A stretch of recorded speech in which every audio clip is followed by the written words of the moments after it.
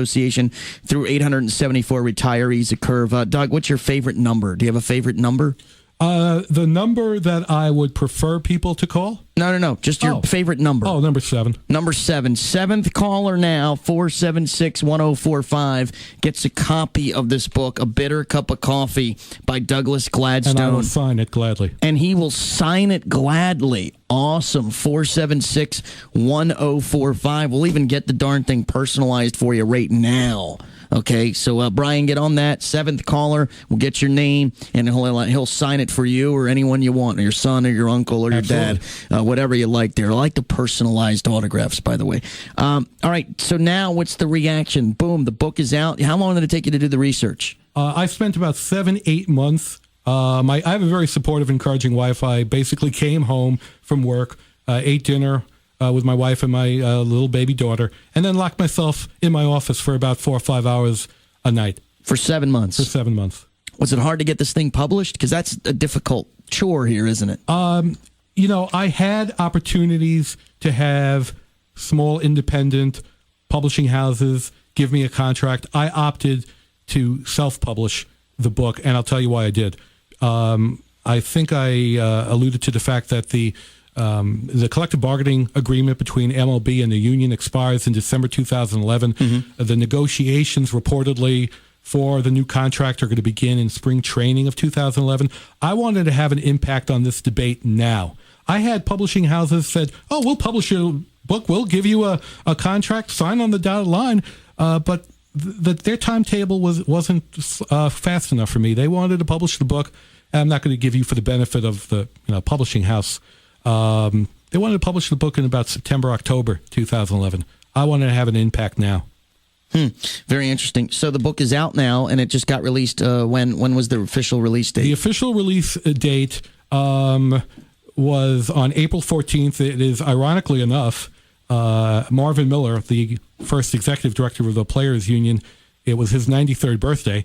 A lot of people will also remember April 14th as being the day the Titanic went down. I prefer not to associate my book with the Titanic. And it is available now. So what's the reaction as it's been out now for a couple of months? I'll thank you for asking. It's critically, it's gotten a lot of great reviews. I'm very appreciative of it. Kevin Curran in the New York Post over the weekend said that this was an eye-opener.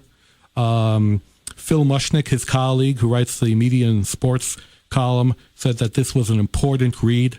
I'm very pleased by the critical reaction, and I hope it drives people to want to purchase the book. And those are, these guys are reputable authors, reputable writers that are saying that. And Hugh, in the Daily News, New York Post, down there, that must have given you a lot of good pub. It did, and I should give a plug to my friend Dave Marish, the Emmy Award-winning broadcast journalist who anchored the first season of Baseball Tonight on ESPN. Right. He wrote the foreword. And I know, I remember watching Dave as a kid because he was on WRC4 in Washington, D.C. Okay, that's he right. was a reporter. You're a Baltimore Oriole fan. That's right, I forgot. And a D.C. native. Mm-hmm. So, Dave Marish was a great reporter. He did, what else did he do? He did national stuff, like he won, 60 Minutes types. Was he on 60 Minutes too? No, he did Nightline. Nightline. Okay, I knew it was. Yeah, it was Nightline. Yeah. Exactly. Yep. Recently, in the last few years. Within the last 5 years. Yeah. He was good with the beard. He's a Philly fan, a huge Philly fan. And he did your forward for this. He did. How did you get hooked up with him? I'm a personal friend of Dave. We met when I actually appeared on Nightline. And I might as well tell the story. I brought a young girl from Pristina over here to the United States. Her legs were blown off by a Serbian mine, and her story was profiled on Nightline. Wow! And how did you meet her? That's a long story, Brian. Long for story. Another day, another time. So the first line in the forward is "Do the right thing." That's what Douglas J. Gladstone wants from Major League Baseball. That's the moral of the story, isn't it, Doug? Yeah, I hope MLB does the right thing. This is a $6.3 billion industry.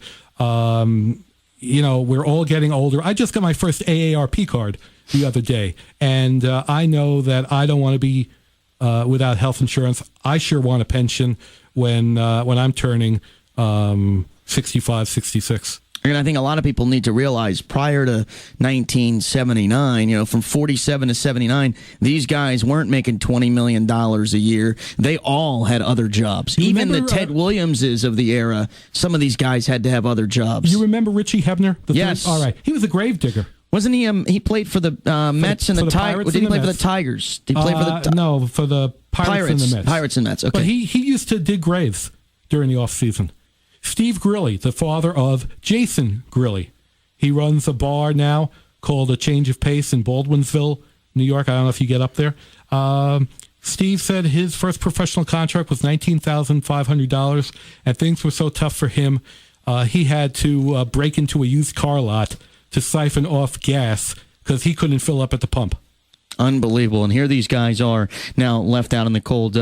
Lifelong baseball fan Doug Gladstone, journalist by training, whose published articles have appeared in Chicago Sun-Times, Baseball Digest, San Diego Jewish World, among others. This is his first book. It's A Bitter Cup of Coffee, How MLB and the Players Association threw 874 retirees a curve.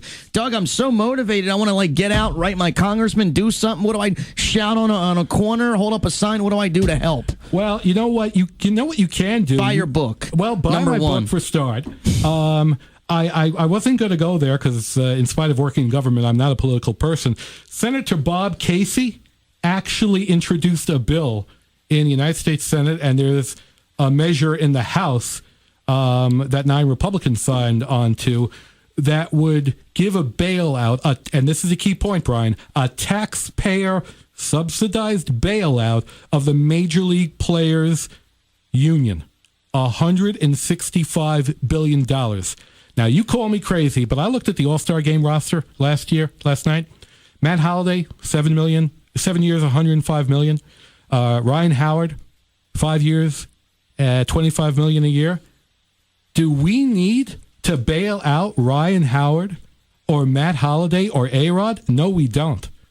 So, yes, please buy the book. I'd encourage people to buy the book. But you know what? You can also write your congressman and tell him or her, instead of supporting this really, I can't use any stronger word, ridiculous. Idiotic. Thank you. You said it, I didn't. Taxpayer-subsidized bailout of the Major League Players Pension Fund.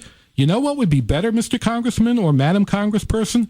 Why don't you tell the Major League Baseball Players Association, Michael Weiner, the union director, and his liaison, Steve Rogers, the former Expo hurler, why don't you tell them to do the right thing by these 874 guys who are getting stiffed by you? Boy, they must love you at the Major League Baseball Union, don't they? Yeah, I'm not expecting a baseball card or a Christmas or a Hanukkah card anytime soon. Awesome. Again, Doug, we have a winner, Justin from Warwick, Rhode Island. Is that where he's from? He won, Brian? What was he doing? Was he driving around? How did he get in touch with us? Is it Warwick, New York, or Warwick? Rhode Island? Where in Warwick? Alan, put Brian on here, please. Where was he in Warwick? It's actually I don't know where. It's Warwick, New York. He said. Oh, Warwick, New York. Oh, okay. Does he want it personalized? Yeah. To him. Yeah. We'll make sure. We'll call Justin back. The thing is, he lives around here, but he's moving in a couple weeks, so he gave us that address instead. All right. Fine. I'll sign it for Justin. Awesome. So, Doug, it's available now at Borders, Barnes & Noble, all that stuff? Amazon.com. And if you and your listeners want, my publisher, just call directly 1-800-827-7903. That's 1-800-827-7903. Word Association of Pennsylvania. They're running a 10% discount right now. So instead of $18, it'll only cost you $16.20. And then, obviously, if you want to just pick the darn thing up tonight, you can go to any of the local bookstores, right? You can go, most notably here in the capital region, you can go to the Bookhouse of Stuyvesant Plaza. You can go to the Open Door bookstore in Schenectady. And if any of your listeners have an occasion and travel up to Oneonta anytime soon, they can go to the Green Toad bookstore on Main Street. Awesome. Doug, this is great. I really appreciate you coming in and taking the time. And I appreciate you for having me and for making the time.